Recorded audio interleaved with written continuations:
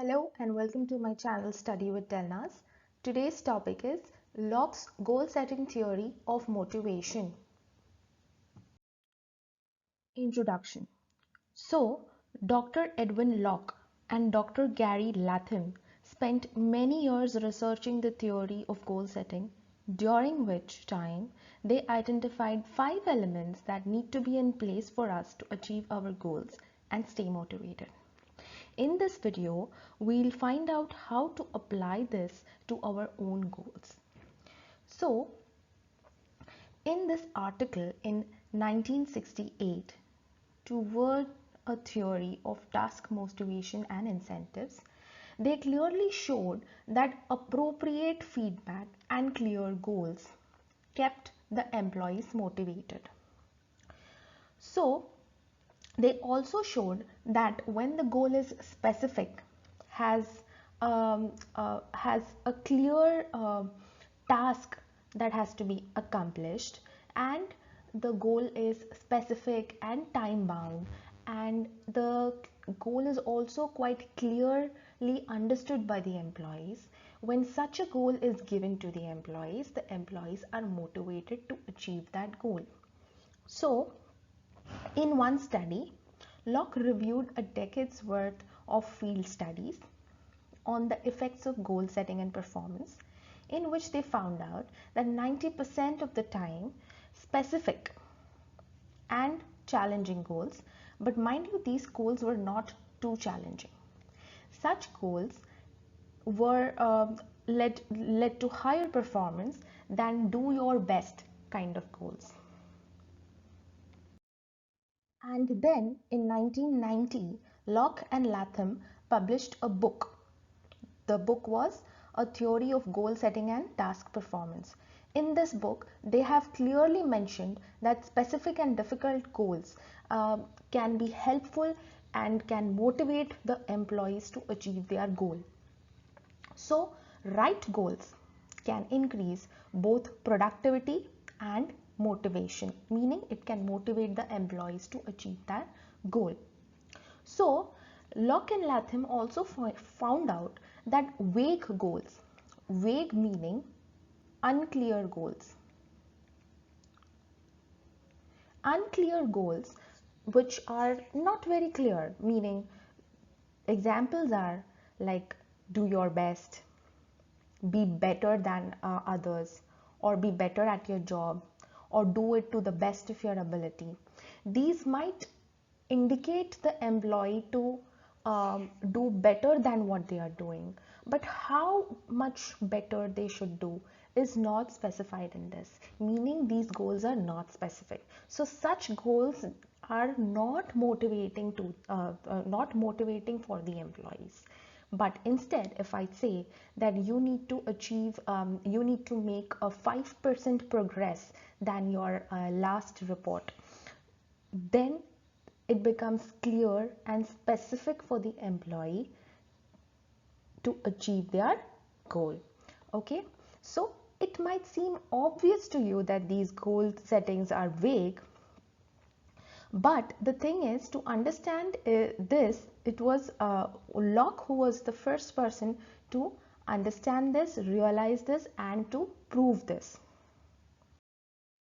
Here, Dr. Edwin Locke and Dr. Gary Latham created this goal setting method, wherein in this theory they say that the goal should have these 5 things in them, which are the 5 principles. What are those 5 principles? Those 5 principles are clarity, challenge, commitment, feedback, and task complexity. This theory is also known as 4CF. It's written here 4CF. What are the 4 C's? The 4 C's are clarity, challenge, commitment, and task complexity. And 1F is feedback. So, according to Dr.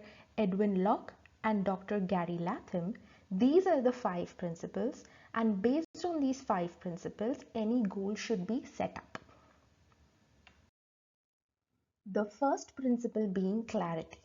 Clarity is what? Clarity is a clear understanding that an employee should have as to what is expected from him. If the goal itself is not understood by the employee, then how can the employee achieve that goal? And if the employee is not going to clearly understand what the goal is, then the employee will not even be motivated to achieve that goal. So the first principle, according to Locke and Latham, is that the goal should be clear. Only if the goal is clear, it will be motivating for the employee, and the goal should be easy to understand also, right? And only if it is easy to understand, it will be motivating for an employee to achieve that goal. For example, we have an example over here for clear goal. A clear goal is increase the customer satisfaction score by 15%. And what is an unclear goal? Unclear goal is do your best to increase customer satisfaction this quarter. Okay. Now when I give a goal saying that increase the customer satisfaction, here the employee might understand that the customer satisfaction should be increased. But at what score should it increase? How much level should it increase is not clearly mentioned over here. Okay. And here in this case, in this clear goal, the employee clearly understands that what has to be increased and by how much. What has to be increased over here is customer satisfaction. Here the goal is clear that customer satisfaction should be increased by 15%. Okay, so this is a clear goal. So now an employee can work towards this score, that is increasing by 15%. And how to set clear goals? There are a number of practical steps you can use to achieve to make this goal clear. Use SMART goals. SMART here is an acronym to these 5 words, which is specific, measurable, achievable, relevant, and time bound. So for the goals to be clear, they need to have these 5 things. The first thing is specific. Specific means to be precise and have a single focus per goal. Measurable, you should be able to measure that what has to be achieved. Like in our previous example, it was customer satisfaction and the progress was by 15%. Achievable, of course, your goal should be achievable, should be realistic, practical, feasible. If it isn't feasible, then it's not clear. Again, here 15% is quite an okay progress to be made. The goal wasn't given like increase customer satisfaction by 90% or something like that. 15% is feasible and practical. Then relevant, the goal should be given to the relevant employee, and the employee should have some relevance towards an understanding towards how this goal matters to the organization. And time bound, meaning this goal should have a specific deadline under which the goal should be completed. The second principle of goal setting theory is challenge. So here's the thing about challenge. Locke and Latham says that the goal should be motivating, and for the goal to be motivating, it shouldn't be too challenging and it shouldn't even be too easy.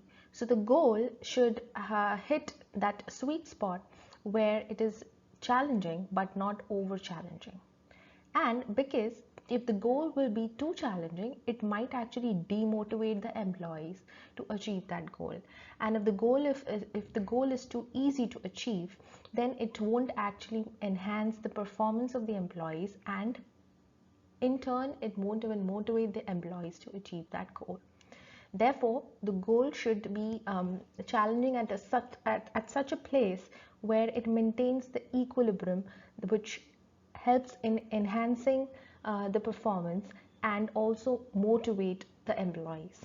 For example, too easy goal would be just saying that increase the customer conversion rate from the present benchmark. Here they are not specifying that what should be the level at which you're going to increase the customer conversion rate. It could be even 0.5%, right? It could be even 0.5%, or it could be even say 1%. It could be anything. So if this is the goal, this might not motivate the employees to achieve that goal, because it is too easy to achieve. On the other hand, too challenging goal would be increase the customer conversion rate by 700%. It's quite a lot. So this is like too challenging. This will also not kind of motivate the employees. In fact, it will demotivate the employees. So the just right challenge is increase the customer conversion rate by 10%. Now this seems to be practical and feasible, and the employees will definitely be motivated to achieve the goal. Locke and Latham's third principle of goal setting theory is commitment.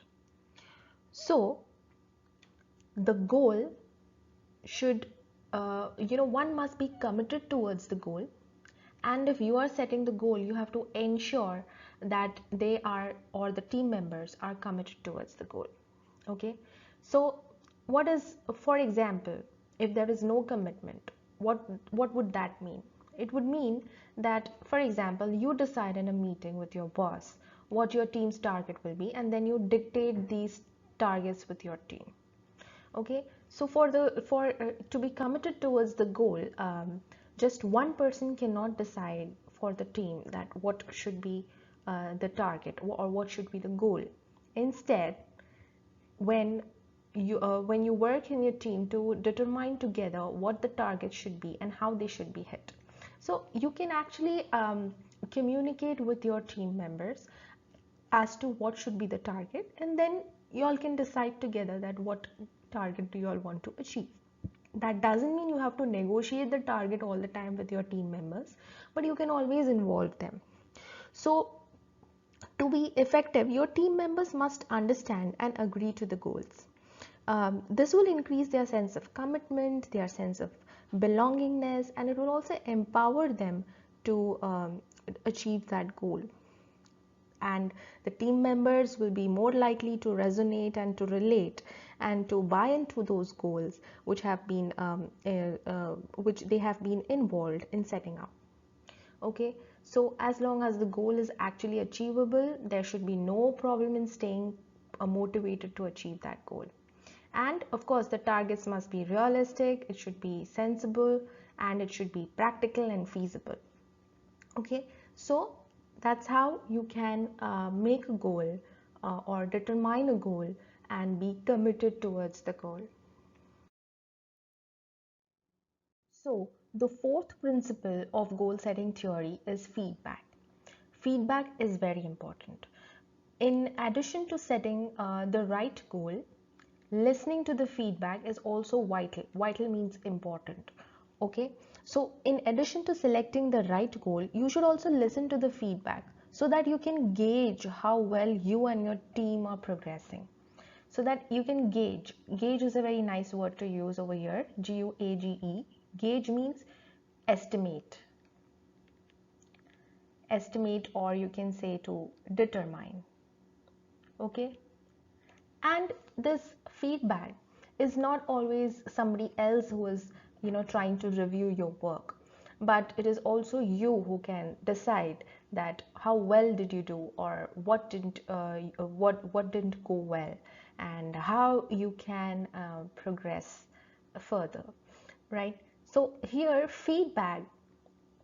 for feedback to be effective, there has to be these four things. First of all, there has to be a goal. That's very important, basic thing. Then feedback must be received regularly, very important. At regular intervals, there should always be this process wherein feedbacks are given and taken appropriately. And both negative and positive feedbacks should be welcomed and should be considered. And if you're giving a negative feedback, you need to give it in a constructive way. So here, when I say that you need to give it in a constructive way, what I mean to say is basically you don't have to deliberately make a big issue out of it, or kind of insult the person, or kind of embarrass the person. You can be polite over here, humble over here, and you can very politely convey your message in a constructive way, wherein there are no misunderstandings which come up, and you can very easily convey your message that this is what you want and this is what you feel in a very clear manner. Okay, and what else in feedback could it be? And it also gives an opportunity to clarify people's expectations and adjust the difficulty of their goals. So this allows you to adjust to the goal and your approach in reaching it. And feedback, as I told you, you can also have your self judgment and to understand that how well you did or how bad you did. Okay, so the only main thing in feedback is that you need to have it at regular intervals. That is what is my next point. When I say a good feedback approach, I mean set a team member's goals, then organize a weekly check-in. Weekly check-in is basically at, you could say, at regular intervals, right, to monitor their progress. So when every week the progress is being monitored, it becomes easy for people to review your work. And I would say not just that, you can also invite people to review your work so that you get an understanding. You sometimes even might you might get even ideas from people when they give you feedback. Okay, it also depends that from whom are you asking the feedback, right? It should be a relevant person who you feel is appropriate to ask for the feedback. And what is a bad feedback? A bad feedback would be like you have just set up a goal and then you forgot all about your goal and everything, and at the end of the year you are doing a performance review. So that's not helpful, right? So after every regular interval, I would say after every week or every month or twice in a month, there has to be a process wherein everything has been reviewed properly and people are giving you even ideas when they give you feedback. So that is the that is the fourth principle of goal setting theory, which is feedback. The fifth principle of goal setting theory is task complexity. Here, task complexity means the difficulty. Okay, the difficulty of the task. So you have to be very careful that you don't add too much of complexity or too much of difficulty to your goal, because that will impact your morale, your productivity, and you will be almost demotivated. And for such goals, people need to provide sufficient time to work towards that goal, improve performance, practice, learn, and if necessary, they may also need some training to achieve that goal. So, for example, I'll give you two examples. The first example is in a company, the sales employee has been given a target to increase its to progress from its current level to say 10% more than that. To do that, the salesperson might have to go under some training or might have to brush up the skills and do a little bit of learning and studying and training and kind of career development exercises to achieve that goal, because that goal might be a little difficult. And that employee might also break up its goal into several sub goals and then try to focus on that one sub goal and then go for that second sub goal. Another example, just to be honest and give you a very practical example, I will give you my example, wherein what I do is, like, when I am creating this video, right now when I'm just recording this video, it took a lot of effort for me to start with this progress of achieving this goal. So what I mean to say is that if I have to create this video, I have to first make a PPT, and even before making a PPT, I have to decide that on what topic I need to make the PPT. even if I know the topic well, I have to go to, I have to read different kind of books, meet different people who can give me guidance towards it, and then I have to also go on the internet and read few articles and be kind of up to date with all my information, and then I start creating the PPT. And once I create the PPT, then I do voiceover, and after doing voiceover, I convert that PPT into a video, and then I upload it on YouTube. So you see there are so many steps to it. If I have to do all of this at just in a day, I think that would be quite overwhelming for me. So what I do is that I break it into sub goals. One day I decide that what I have to do, and I start reading on that topic. The next day I make PPT. Then gradually I do voiceover over it, and then I post it on YouTube. So you get my point. What I mean to say is that when the task is complex, you have to divide it into sub goals. And when you divide it into sub goals, and then you concentrate on that one goal. So the day when I'm making PPT, I don't kind of freak myself out that what I have to do when I have to upload the video, because that is coming at a later stage. So you have to basically break your goals into smaller sub goals. Okay, and here is an example, a very easy example, that for example, for sales, you can break down and distribute the targets.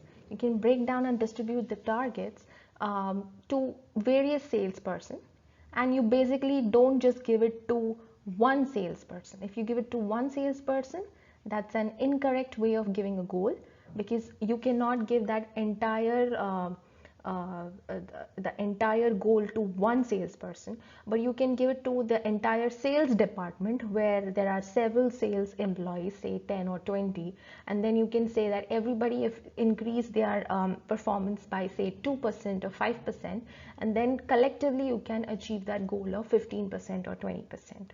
So that's how